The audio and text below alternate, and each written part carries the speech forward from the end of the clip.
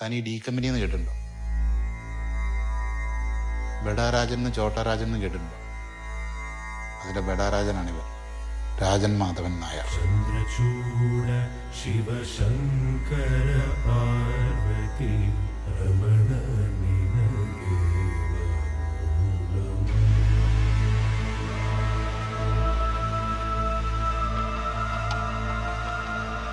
അല്ല, എനിക്ക് അറിയാൻ പാടില്ലാണ് ചോദിക്കണം. അയാൾ മിണ്ടാൻ നേരം ഇരിക്കണം. അയാൾ അപ്പന്റെ അനിയനല്ലേ, അല്ലാതെ അപ്പന്റെ അപ്പനൊന്നല്ലല്ലോ.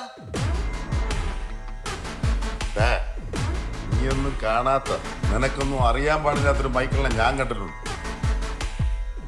ആ മൈക്കിളിനെ കണ്ടിരുന്നെങ്കിലേ നീയൊന്നും വായ തുറക്കൂലായിരുന്നു.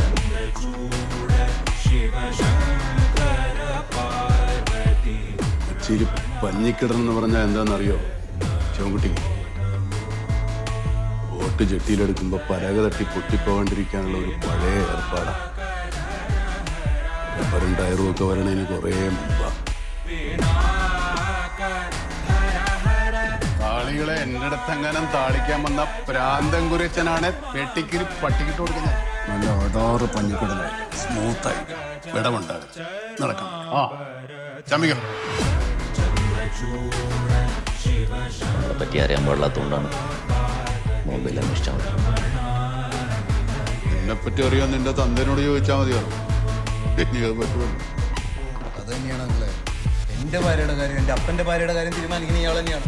ഇങ്ങനെ എല്ലാവരുടെ കാര്യത്തിലും കയറി മെഴുക ഇയാൾക്ക് എന്താണ് അധികാരം?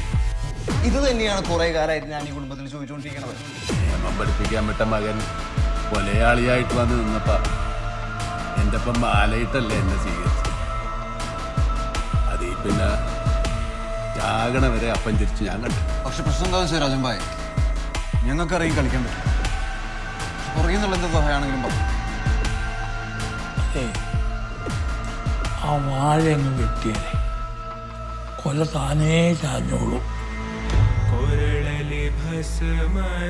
അവൻ പറഞ്ഞതിന് വല്ല സത്യമുണ്ട്. അവൻ നിന്നെ നീ അവനെ കൊണ്ടത് സാധിച്ചില്ല. ഞാൻ നിന്നെ